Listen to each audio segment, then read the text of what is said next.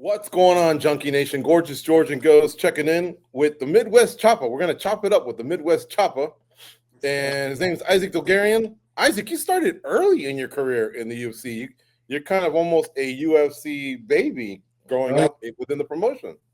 Yeah, man. I didn't have a lot of experience before I got in there, so I'm learning on the fly, learning on the job. So it's been fun, kind of scary at times, but that's when I fight the best. Were you in the right place at the right time? What was it, at 5-0? I think they brought you in, right? Yeah, I was at 5-0, and I was on Dana White's looking for a fight. He came down to Kansas City, and I was fighting a really tall fighter, TJ Britton. He's a good guy.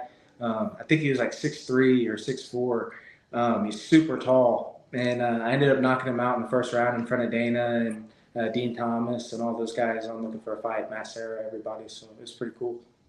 See, that's what threw me off because I always look, hey, how'd they get in so early? I'm looking for the DWCS, Dana White Contender Series. Didn't see it. But my mistake was I went to I saw the promotion, FAC, and didn't realize the reality show had come in. And so obviously that opens doors. I got you. But look, you're a finisher, and you impressed the boss on the right night. Yeah. No, that night was crazy, man, because Eduardo Dantas was the co-main event, and I couldn't believe I was headlining over such a great fighter, The guy from Nova União, the former Bellator bantamweight champ? Yeah. So I couldn't believe I was headlining in front of him, and then as I was behind the curtain, he head kick knockout the dude, and the dude just dropped. And I was like behind the curtain like, oh, I'm not getting signed tonight. And then I was just like, I have to do something special. And I went out there, and that's what I did. I did something very special that night, and the arena was packed. The Cable Dama Arena in Kansas City's never been more packed than that. It was crazy. It was a crazy night. Mm-hmm. I didn't even realize Dantas was still around. He had that run at Bellator and then took a few L's, and I just didn't hear much from him. Yeah, no, I think he's still fighting to this day. The Midwest Chopper, tell me about that nickname. Are you got a Harley, or is it something else you do? Are you a chef chopping up steak? I can cook a little bit, people, right? We're not talking to some serial killer in the Midwest, right? You don't chop up people. You never know. No, I got it from one of my best friends and college roommates. He started calling me the Chopper because the way I fight. I've never been in a fight where I haven't been chucking elbows, chopping wood, trying to cut people. Every single one of my fights, I've left the person at least with a cut or two. So that's kind of how I got that nickname. It's just my fighting style. I keep coming until I give my all. So that's how it is. Yeah. All right. And so you're fighting on an upcoming card at the Apex. Is that something you prefer or no in that cozy environment that the UFC has? To fight in the Apex? Yeah. Man, I don't really mind it, but I do want to fight in an arena. I want to get the exposure. Thank you. The whole reason I joined the UFC was to fight in arenas in front of tons of fans. As of right now, I haven't fought in an arena since 2021, I believe. So I really want to get back in an arena and perform, and hopefully a good performance November 1st puts me in their mind to do that. Our guest is Isaac Dulgarian. He's got a fight coming up against Yadier del Valle, and it's at the Apex on November 1st. That fight card is headlined by Steve Garcia and David Onama. Not a bad co-main event either, as I take a look here. Waldo Cortez Acosta and Ante Delia, Ketlin Vera, and Norma Dumont. Yeah, that's a nice fight night card they got going on. All right, Goes, what do you have for our guest? Isaac, so there are so many fighters now on the roster. There are times where they tell us a name and we're not too familiar. We have to do our own research. What about as fighters, when they give you guys the names? Like, did you know right away who your opponent was? Did you have to go in and kind of look up a little bit about him, or did you already know who he was? I knew who he was because I seen him fight on Dana White's Contender Series. I mean, I watch every Tuesday. So I forget the guy he fought, like Monteiro or something. It was a Brazilian guy. It was a great fight. I remember watching it. So yeah, I knew who he was. Did that matchup excite you? Were you happy that you got that guy, his particular style? Does it stand out over other opponents you've had? No, it's just another name, man. I'm still at the beginning of my career. I just signed my second contract, so I don't really have a say in who I get. But whenever they call me, I answer the phone and tell them yes. So that's where we're at. What about the fact that he's undefeated? Is there something special to kind of taking somebody's O? Uh, I mean, yeah, man. I mean, in my mind, I'm undefeated. I lost to Christian Rodriguez, but everyone that watched that fight knows I won the fight. So in my mind, I'm undefeated as well. And sure, my record says I lost one, but it doesn't feel like a tick to me. And if I have to give someone their first tick, that's how it is. Tell us about your finishing rate and how you're able to do that, because it's the best of the best in that organization. It's not easy to get a finish. You're able to do it repeatedly. What is different? What stands out about your game? What is it about your mentality that you're able to do this so often? Man, I just know I carry a lot of power, and it's all about getting into the target. If I get it to the target, multiple times, I can finish damn near anybody. So it's just having the confidence to know that I can get them out of there. I just need the cards to fall in my favor. So that's really all it is. I'm super aggressive, definitely cautious when I'm aggressive, but very aggressive, and I just know where to land strikes to get people out of there. When we talk to people from The Ultimate Fighter or Dana White's Contender Series, they sort of form a little bit of a bond with other fighters that have gone through that same route and carry a little bit of that pride going forward. For you and doing Dana White looking for a fight, you're kind of part of a little bit of an elite group as well, right? Do you kind of carry that same sense? Uh, Yeah, I mean, I don't really. I'm kind of introverted, man. I don't really mess around with a lot of people. I'm a father, and I just I really am just focused on my daughter and training and my hobbies, and so I don't really get to chop it up with all these different people. I'm not really interested in that. I'm interested in taking care of my family and becoming one of the best fighters ever. So that's really all I'm focused on. When you go to the UFC PI, has the security at the door said, "Come on in, Mr. Rob Font," by accident? No, they haven't got me Rob Font, but I do have a funny story. You kind of look a little bit. Would you agree with that Rob Font first before the story, or no? Or am I off? Uh, close. Yeah, I always get All right. Mike Davis because when I have my braids and Oh yeah.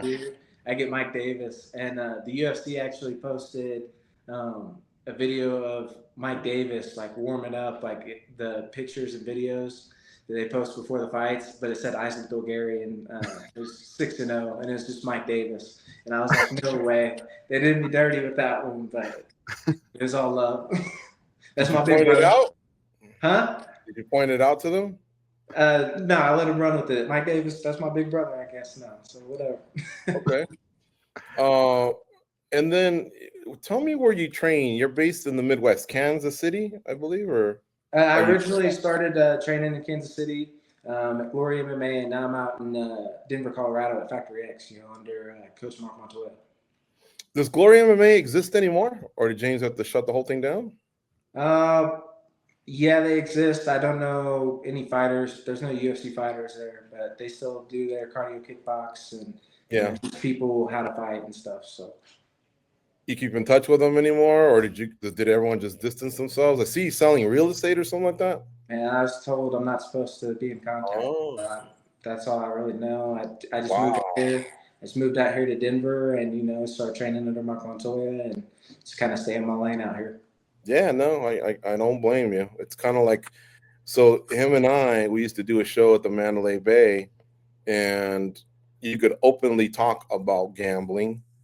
And then about 7-8 years ago, they shut it down, and there's we can, but the fighters on the show had to be real careful. Whereas before you could pretty much openly make a bet, even with all the cameras in Vegas and all that. And then they went to, hey, you can do it, but that doesn't stop you from giving it to your teammate, right? While you stay upstairs, they can do it. To now all of a sudden the coaches, anyone associated, but at the same time, gambling's blown up. We've been on top of this since because we are actually in the Mandalay Bay Sportsbook, so we've been on top of the whole.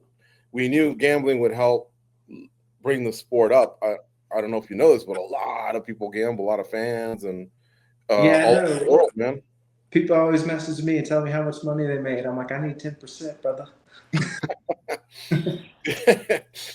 Do they ever tell you, hey, because you have a balanced attack? I think you have 4 stoppages, TKOs, or they're all stoppages, and 3 submissions. So a lot of times that's good for you because you have a balanced attack. But the people that bet that are trying to do prop bets, they have a little bit more of a problem because the fighters are so well versed that they can stop you in many ways. Hey, I say don't bet on me unless you're paying me some percentage. I'm doing all the work. That's how I feel about it. You know what I mean?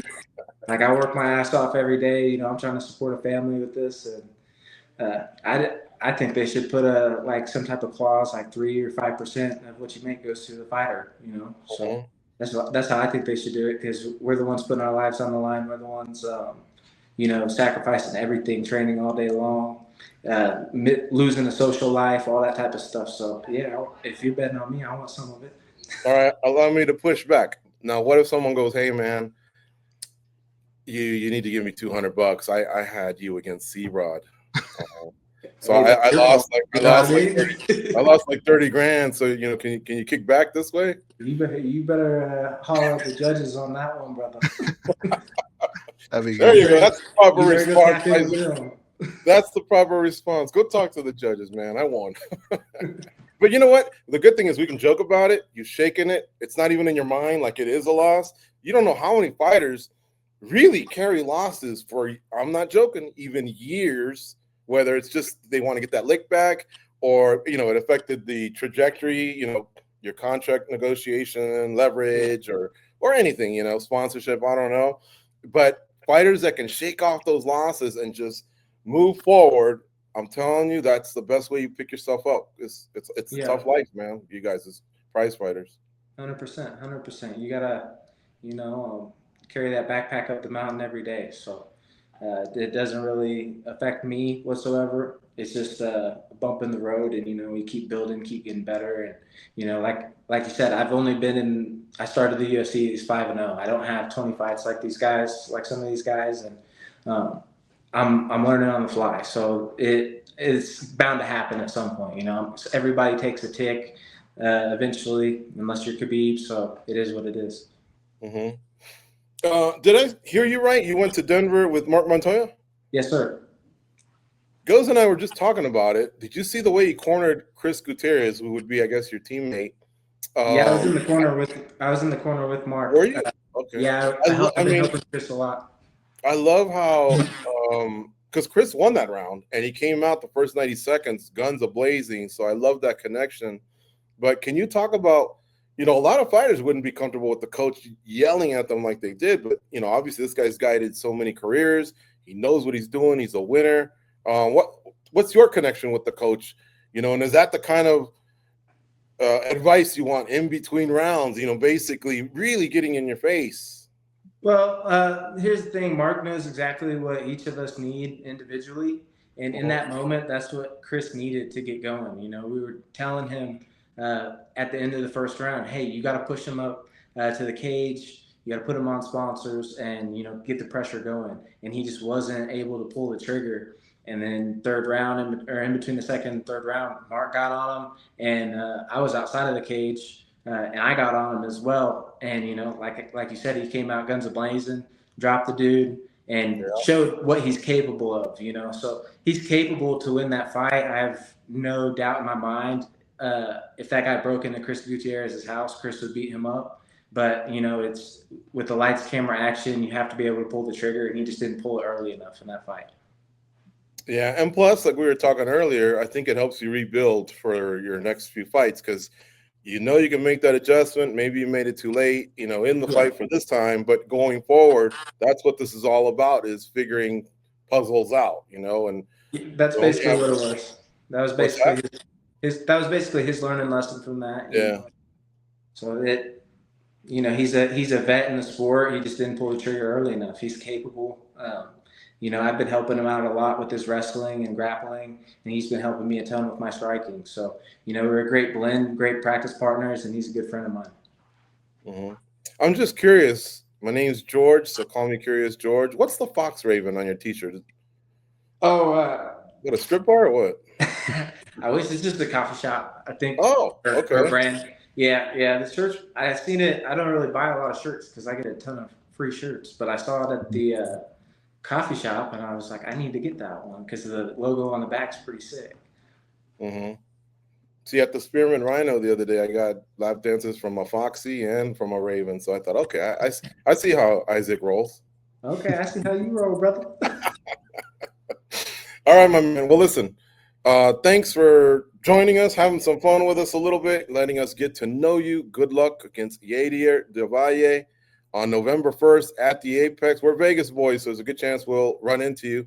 We appreciate the time. Say hello to the coach for us. Okay, we'll do. Most definitely.